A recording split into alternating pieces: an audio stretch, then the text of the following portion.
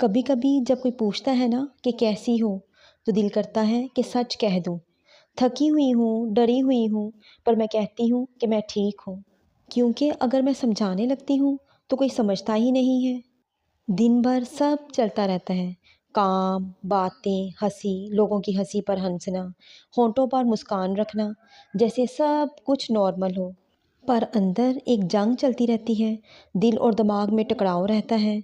सब कुछ सही है और बहुत कुछ बर्बाद है के बीच में। कोई वजह नहीं होती, फिर भी सांसें छोटी होने लगती हैं। दिल धड़कता है जैसे कुछ होने वाला है, पर क्या, पता नहीं। और इस वक्त ज़िंदगी बहुत छोटी लगने लगती है, पर डर बहुत बड़ा। रात में जब सब सो जाते हैं तो मैं अपने डर के साथ बैठती हूँ।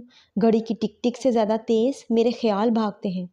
कभी कोई पिछली गलती का रिग्रेट, कभी कोई आने वाले कल की फ़िक्र, और कभी पता नहीं क्या, पर कुछ तो गलत है वाली बेचैनी। और इससे भागने के लिए मैं फ़ोन खोलती हूँ, इंस्टाग्राम चलाती हूँ, और वहाँ पे देखती हूँ कि सब खुश हैं। कोई ट्रिप पर है, किसी की शादी हो रही है, कोई अपनी सक्सेस पोस्ट डाल रहा है। और फिर मैं सोचती हूँ कि क्या मैं ही ऐसी हूँ। लोग कहते हैं कि ये ओवर थिंकिंग है, पर इन्हें कैसे समझाऊं कि ये ओवर थिंकिंग नहीं है, ये तो मेरा सर्वाइवल मैकेनिज़्म है। क्योंकि मेरा दिल फिर से वो दर्द नहीं लेना चाहता जो पहले लिया था। और फिर हम अपने इस डर के साथ बैठते हैं। मैं भी बैठती हूँ। मैंने इससे पूछा कि तुम कौन हो और तुम यहाँ पे क्यों हो। उसने मुझसे कहा कि मैं तो तुम्हें ये एहसास दिलाने के लिए हूँ कि तुम एक इंसान हो। तुम डर सकते हो, तुम थक सकते हो, तुम रुक सकते हो, तुम कमज़ोर हो सकते हो, और हाँ, यही सब तुम्हें एहसास दिलाएगा कि तुम ज़िंदा हो।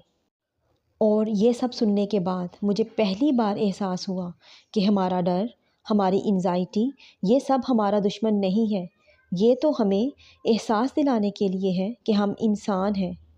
और हाँ, उसके बाद से मैं कोशिश करती हूँ कि हर एंजाइटी या पैनिक अटैक के बाद मैं घबराऊँ नहीं, बल्कि उसको एक मेहमान की तरह देखूँ।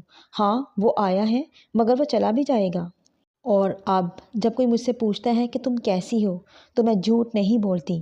कह देती हूँ कि मैं थकी हुई हूँ, टूटी हुई हूँ, पर हाँ, ठीक होने की कोशिश कर रही हूँ।